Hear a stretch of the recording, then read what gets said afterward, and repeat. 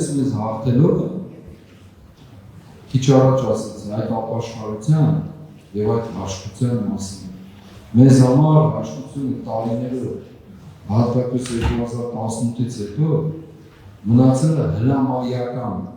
հասարակական լայն շերտերի հաշտություն։ Մեր Տերը հաշտության համար է աշխարհակել, Աստծո որդի որ մարմնացել է հաշտության համար է, հենց առաջին հայտարարությունները, հրեշտակային հայտարարությունները դրա մասին են։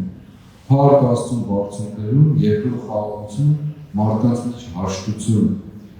Սրա համար է ծնվել։ Եվ հենց այդ հաշտության օրը խաչը բարձրացել, արյունը հետը, հաշտեցնելու համար պառակտված, խզված մարդկությանը իր առաջի հետ։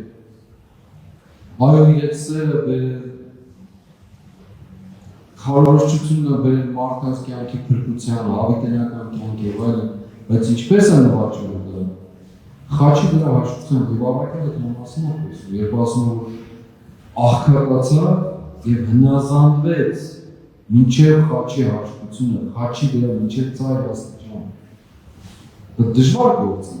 արիվ պահանջող գործ է, հոգեվոր իմաստով, խորհրդանշական իմաստով,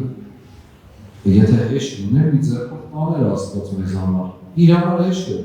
բայց մեզ ճանապարհն է ցույց տալի թե ինչպես է իրական հաշտությունը կամ իրական արժեքը ձեռք բերել։ Հետևաբար, ինչպես դուք այլ կերպով մոտեցաք, ասեցիք կարող է լինել, կա, լինելու մասին էլ չմտածեք, ինչ կարող է լինել։ Հիմնական սպառնալիք է մեր կյանքի, քայքայով սպառնալիք է թշնամություն ու ատելությունը եւ իր սերմանումը եւ անընդհատ գրգռումը ու խորացումը, որին դիմադարձումը պետք է լինի ինքներս մեզ հաղթելով այդ ապաշխարությունը եւ հաշտության տեսիքը։ Եթե մենք ազնիվ ենք ինքներս մեզ հետ կարողանանք մեզ հաղթել, նախ ինքդ քեզ հաշտ լինես ապրելուց, ոչ թե խոսես մի բանի մասին ուրիշ բան,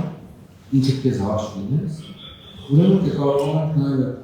ընդհանրական հաշտությունը հաստատել։ Այո, սա եւ անձնականը եւ ազգային